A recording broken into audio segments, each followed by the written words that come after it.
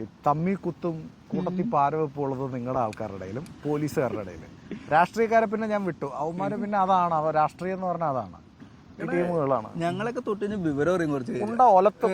ഞാനൊരു കാര്യം ചോദിക്കട്ടെ, കഴിഞ്ഞ ദിവസം നമ്മുടെ ഷാജേട്ടന് വണ്ടിയിൽ ഇട്ട് ഇടിച്ചിട്ട് നിങ്ങൾ ഏതെങ്കിലും ഒരു പത്രക്കാരൻ അതിനെതിരെ പ്രതികരിച്ചു? മാധ്യമപ്രവർത്തകരാണ്. മൂപ്പര് ഇറങ്ങി കഴിഞ്ഞോട്ടെ, ഇത് കഴിഞ്ഞിട്ട് കൊടുക്കേണ്ടവർക്ക് ഇട്ടൊക്കെ നല്ല മെനക്ക്.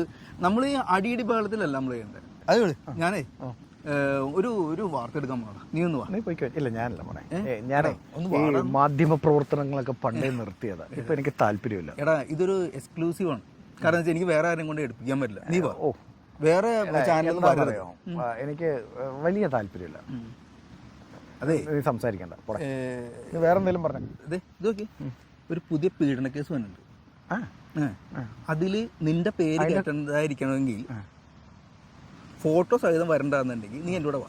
എടാ ഇല്ലെങ്കിൽ നീ പീഡിപ്പിക്കാൻ പോകുന്നു വേണ്ട, പരാതി പോലും വേണ്ട. ഞങ്ങൾ അതിലേക്ക് എടുത്തിടും, എന്നിട്ട് ഞങ്ങൾ വെണ്ടക്ക അക്ഷരത്തിൽ കാണിക്കുകയും ചെയ്യും. അത് കഴിയുമ്പോൾ നമ്മൾ തെറ്റുപറ്റിപ്പോയെന്ന് പറഞ്ഞ് കാണിക്കും. നമുക്ക് ക്ഷമ പറഞ്ഞാൽ നമുക്ക് നാണമൊന്നുമില്ലോ. ഈ അടിയിൽ ഞങ്ങൾ ചെറുതായിട്ട് എഴുതി കാണിക്കും, ഞങ്ങൾക്ക് ഇന്ന ആളുടെ പേരിൽ വന്നത് ഞങ്ങൾക്ക് ക്ഷമ ചോദിച്ചു, അയാൾ ഞങ്ങൾക്ക് ക്ഷമ തന്നു എന്നും പറയും.